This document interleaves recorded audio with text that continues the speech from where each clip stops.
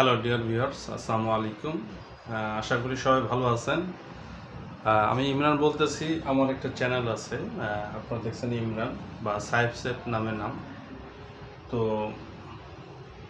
মূলত আমি কোনো সময় অত ভিজুয়ালে আসি নাই, তো এখন থেকে মনে করছি আপনাদের সামনে ভিজুয়ালি আসব এবং বিভিন্ন টপিক নিয়ে আলাপ করব। তো আমি আজকে দুইটা টপিক আছে আমার, সেন্স অফ মাইন্ড অ্যান্ড হচ্ছে একটা প্রোডাক্ট কস্টিং।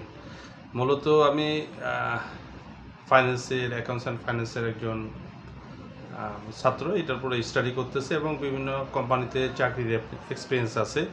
মূলত অ্যাটলিস্ট বলতে পারি আমি 14 ইয়ার এক্সপিরিয়েন্স। তো ভিজুয়ালি আসার অনেকগুলো কারণ আছে, সেটা পরবর্তী থেকে বলবো আমার ভিডিওতে। তো আশা করি আপনারা আমার সঙ্গে থাকবেন এবং ভুল ত্রুটি হলে ক্ষমা দৃষ্টিতে দেখবেন। আমি এখন থেকে আপনাদের সামনে বিভিন্ন টপিক নিয়ে আসবো, তো সেগুলোর সমস্যার সমাধান করব। মূলত দুইটার জন্য আমি এই ইউটিউব চ্যানেলটি খুলছিলাম। প্রথমত যে আমি কোনো জিনিস এস্টাবলিশ করলে বা হচ্ছে কোনো নতুনত্ব নিয়ে আসলে সেটা আমি এই ইউটিউব চ্যানেলে দিয়ে রাখি, যেন পরবর্তী থেকে এটা দিয়ে কি উপকৃত হয় বা আমারও যেন আমি যেন এখান থেকে সেই জিনিসটার এক সুবিধা নিতে পারি, যদি ভুলে না যাই। তো এই পৃথিবীতে শত শত কোটি মানুষ আছে যারা কিছু না কিছু সার্চ করে, এবং সবারই এরকম কিছু তথ্য যদি জানা থাকে তাহলে সেটা থেকে তারা যেন সেটা দেয় এবং সেটা উপকৃত হয়। তো এই নিয়ে হচ্ছে আমার পথ চলা। আমি এর মধ্যখানে অনেক বছর স্কিপ করছি, কোনো কিছু ভিডিও দিনে মাঝে সাঝে দিই, তেমন একটা সময় পাওয়া যায় না। তো চাকরির সুবাদে অনেক ব্যস্ততা থাকি। তারপরে চিন্তা করলাম যে না, কিছু দেওয়া উচিত, মানুষ কিছু জানবে, শিখবে, এবং আমি যদি আমার মধ্যে কোনো ক্রিয়েটিভিটি থাকে সেটা আমি কাউকে দিতে পারলাম। তো হোপফুলি ভিডিওটি আপনাদের ভালো লাগবে, আর ভালো লাগলে অবশ্যই শেয়ার এবং সাবস্ক্রাইব করে সঙ্গে থাকবেন আমার সাথে। তো আজকে যে টপিকটি বলবো সেটি হচ্ছে, মূলত জানি না, সেট আপ তেমন আমার ভালো না। তো ব্ল্যাকবোর্ডে কেমন দেখা যাচ্ছে সেটা আমি করতেছি। তো আমি স্কিপ হয়ে গেলে অসুবিধা নাই, যেন ভিডিওটি ঠিক মতন আসে, সেটাই হচ্ছে বড় কথা। তো আমি দুইটা জিনিস দেখানোর এখানে চেষ্টা করছি। একটা হচ্ছে, প্রথমে আমি বলি অ্যাকাউন্টস অ্যান্ড ফাইন্যান্স দিয়ে আমি এটাকেই করছি। তো A B sense of mind, আমি মূলত এইটা একটা টপিক শুধু বলতেছি, জাস্ট অন্য কিছু না, কোনো শিক্ষণীয় বিষয় নয়। শুধু যারা আমার মতন একটু ভুক্তভোগী আছে, কপাল খারাপ বলবো আর কি, কপাল খারাপ না, আল্লাহ যা দিবে সেটাই সবার জন্য ভালো, এবং আলহামদুলিল্লাহ বলে আপনাদেরকে নিতে হবে। তো ধরে নেন আপনি কোম্পানিতে আছেন, হ্যাঁ, হয়তো অনেকের সাথে এটা রিলেটেড হয়ে যাবে।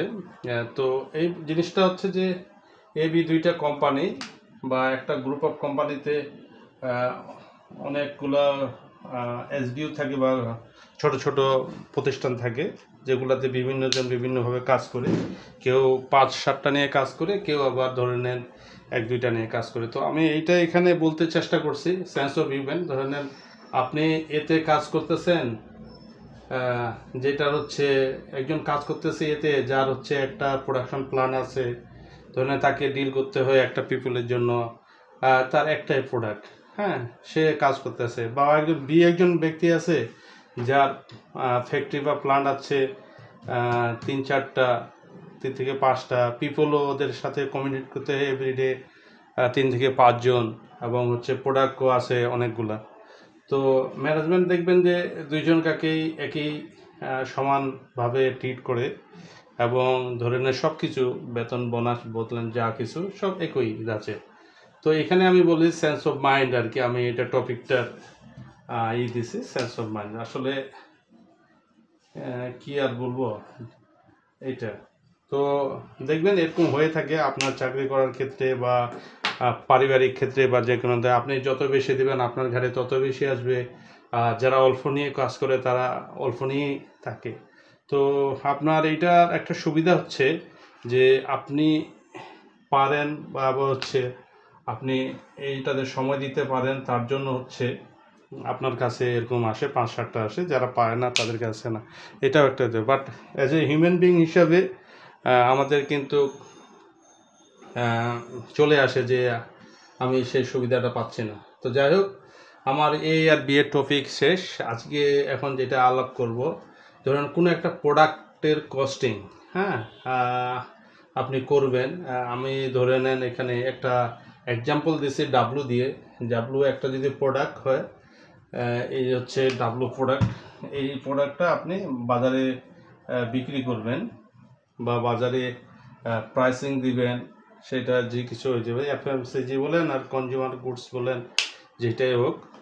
তো আপনি কিভাবে এটার প্রোডাক্ট কস্টিং করবেন, যারা ফাইন্যান্সে বা অ্যাকাউন্টসে আছেন কস্ট অ্যান্ড বাজেটে, তারা তো সেটা জানেনি।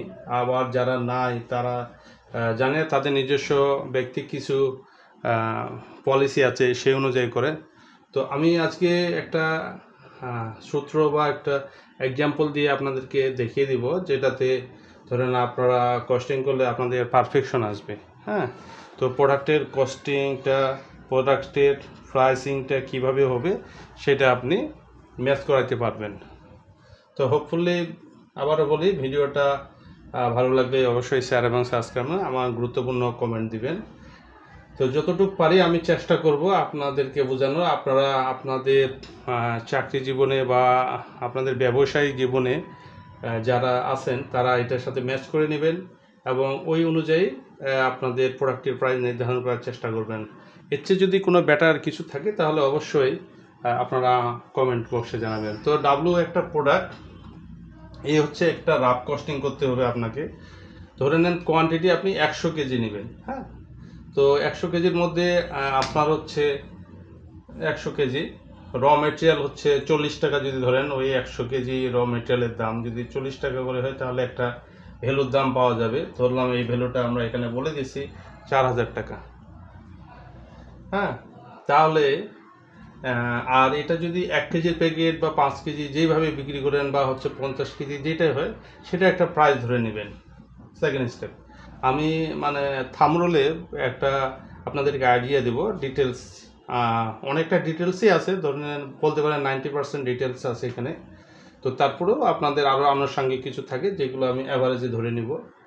তো 1 কেজি প্যাকেজিংয়ের কস্ট ধরলাম যে 4.5 টাকা। আপনার আবার বলতে পারেন কিভাবে হইলো, তো এটা আমি আপনার অন্য ভিডিওতে আমি বলে দিব যে 1 কেজি প্যাকেজিংয়ের দাম 4.5 টাকা বা 5 টাকা কেমনে হয়, সেটাও আমি বিস্তারিত বলবো, আপনারা কমেন্ট বক্সে এটা দিলে। আর ইল্ড হচ্ছে একটা হচ্ছে রেশিও, যেটা হচ্ছে আপনি একটা প্রোডাক্ট যখন ফ্যাক্টরিতে প্রোডাকশনে ঢোকানোর জন্য ঢুকাবেন, ওইটা কমপ্লিটলি এর চেয়ে একটা প্রোডাক্ট ঢুকাইলে কি এর চেয়ে বেশি বের হবে না কম বের হবে, এইটাই মানে প্রোডাক্টটাকে যদি আপনি 100% ধরেন, তাহলে সেটা কি আপনার 100 একটা প্রোডাক্ট ঢুকালে কমপ্লিটলি একটাই বের হবে না ওখানে চেয়ে কম বের হবে না বেশি বের হবে, সেটাকে নির্ধারণ। তো ধরে নিলাম আমাদের যে ডাব্লু প্রোডাক্টটা ধরছি সেটার হচ্ছে ইল্ড হচ্ছে সেই জিনিসটা যেটার হচ্ছে 60% বের হবে। মানে আমি 100 কেজি প্রোডাকশনে রান করলে আমার 60 কেজি বের হবে। তো নিশ্চয়ই যে বের হবে 60 কেজি, বাকিটাকে কি বলবো, হয় বাই প্রোডাক্ট বলবো অথবা জয়েন্ট প্রোডাক্ট বলবো। এখানে আমি যদি একটু অবলিক লিখে নিই জয়েন্ট প্রোডাক্ট। হ্যাঁ, তো জয়েন্ট প্রোডাক্ট, তো কি কি জয়েন্ট প্রোডাক্ট বা বাই প্রোডাক্ট বিক্রি হতে পারে সেগুলো আমি ক্যাটাগরি করে নিয়েছি A B C D E. ধরেন ম্যাক্সিমাম আমি 5টা প্রোডাক্ট এখানে দিছি এবং সেগুলার একটা রেশিও দিছি, সেগুলার কেজি দিছি, রেট দিছি, অ্যামাউন্ট দিছি। এগুলার তেমন বিস্তারিত বললাম না। ধরলাম যে 60% যদি 100 কেজি ঢুকালে বের হবে, 40% বের হবে হচ্ছে বাই প্রোডাক্ট বা জয়েন্ট প্রোডাক্ট। মানে 40% মানে হচ্ছে 40 কেজি, যেহেতু আমি একটা ফাংশন ধরে নিছি। হ্যাঁ, 40 কেজি। আর এইটা হচ্ছে তার ভ্যালু 1472 টাকা। তো মোটামুটি আমি র মেটেরিয়াল পাইছি, প্যাকেজিং মেটেরিয়াল পাইলাম, আর হচ্ছে আপনার ইল্ড পাইলাম, বাই প্রোডাক্ট পাইলাম, সব কিছু হলো। তো এখন আমার ফাইনালি কস্টিং করতে আমি যদি আর একটু কাছাকাছি নিই, এই হচ্ছে আমার প্রোডাক্ট কস্টিংয়ের সিট। এইটা যদি যাই, এটা হচ্ছে প্রোডাক্ট কস্টিংয়ের মেজরি, যে আমি এখন প্রোডাক্টটার আমি আরএম ঢুকাইলাম, যে আরএম ঢুকানোর পর যে প্রোডাক্টটা আসলো সেটার এখন ভ্যালু কত দাঁড়াইলো। তো আরএম হচ্ছে 4000 টাকার। প্যাকেজিং প্রোডাক্টটা হচ্ছে 60 কেজি ব্যাগ বা হচ্ছে যেটা 60 কেজি বের হবে ব্যাগে, তাহলে হচ্ছে এর দামে পড়বে 60 কেজির দাম পড়লো 4000 টাকা, যেটা আমার main product. Adjustment by product বলছি 40 কেজি, তাহলে এটা মাইনাস দিছি আমি, এটাকে মাইনাস করব, এখানে ব্র্যাকেট দিয়ে নিলাম, ব্র্যাকেট দিয়ে 1472 টাকা এই যে আসলো এখান থেকে। হ্যাঁ, এই 1472 টাকা আমি হচ্ছে মাইনাস করব এখান থেকে। মাইনাস করব কেন? আমার র মেটেরিয়ালের 60 কেজির দাম 4000 টাকা ঢুকছে, আর আমি বাকিটা বিক্রি করে 1472 টাকা পাচ্ছি। তো আমাদের 60 কেজি যে প্রোডাক্ট, আমার মেইন ফিনিশ গুড এফজি যদি বলি, এফজি যদি বের হলো, তাহলে 60 কেজি ডাব্লু প্রোডাক্টের দাম পড়তেছে 2528 টাকা। এর সাথে আনুষঙ্গিক কি লাগবে? আমার লাগবে হচ্ছে 1 কেজির দাম পরে কত আমি এখানে ভাগ করে নিয়েছি, যদি কেজিতে বলি তো 42 টাকা 13 পয়সা। এবার হচ্ছে প্যাকেজিং, প্যাকিং লাগবে 4 টাকা, আমি এখানে কত দিন 4 টাকা 50 পয়সা ধরছিলাম। আচ্ছা, এটা আমি 4 টাকা করে দিই, যেহেতু এখানে 4 টাকা নিয়েছে, 4 টাকা। আর ওভারহেড মূলত হচ্ছে এখানে একটা ডিটেলস আছে আপনার, এখানে ওয়েজেস, তারপরে ইউটিলিটি বা ইলেকট্রিসিটি, তারপরে হচ্ছে স্যালারি, ফ্যাক্টরি স্যালারি, আনুষঙ্গিক মেনটেন্যান্স। হ্যাঁ, আনুষঙ্গিক যেটা দিয়ে হয় সেটা হচ্ছে এই ফ্যাক্টরি ওভারে ধরলাম পার কেজিতে 2 টাকা আসে। আর আমি যদি বলি আরও কিছু মার্কেট অ্যাডমিনিস্ট্রেশন, মার্কেটিং, সেলিং এবং আদার যদি থাকে, সেটা ধরলাম 5 টাকা 50 পয়সা। এই জিনিসগুলোর ডিটেলস আমার বিভিন্ন ভিডিওতে দেওয়া আছে এর আগে।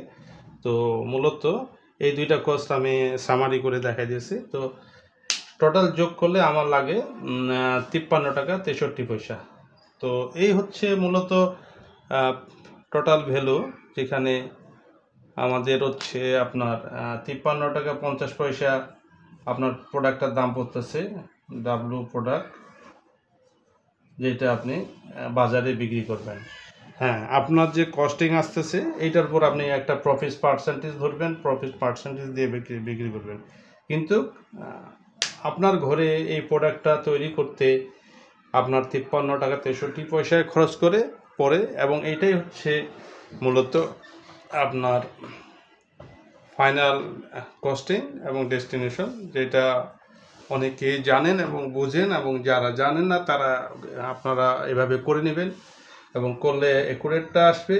এটার পরে এখন মার্কেট কম্পিটিটরের উপর ডিপেন্ড করে আপনি আপনার প্রাইস নির্ধারণ করবেন, এবং আপনি কখন সেলিং ডিসিশন নেবেন, কোন জায়গায় আপনার কস্ট কাটেল করলে আপনি এই প্রোডাক্টটাকে প্রফিটে আনতে পারবেন। এই ডিসিশনগুলো মূলত আপনাকে নিতে হবে, সেগুলো আমি অন্য ভিডিওতে আবার বলবো। আপনার সঙ্গে থাকবেন। ভিডিওটি যদি ভালো লাগবে অবশ্যই শেয়ার এবং সাবস্ক্রাইব করে সঙ্গে থাকবেন। তো আমি আপনাকে কমেন্ট করলে জানিয়ে দেব যে এখানে কোন কোন জায়গাগুলোতে কস্ট কাট করলে এই কস্টিংটা 53 টাকার নিচে নেমে আসবে, বা আপনি এইটার বাজারে প্রাইস আছে।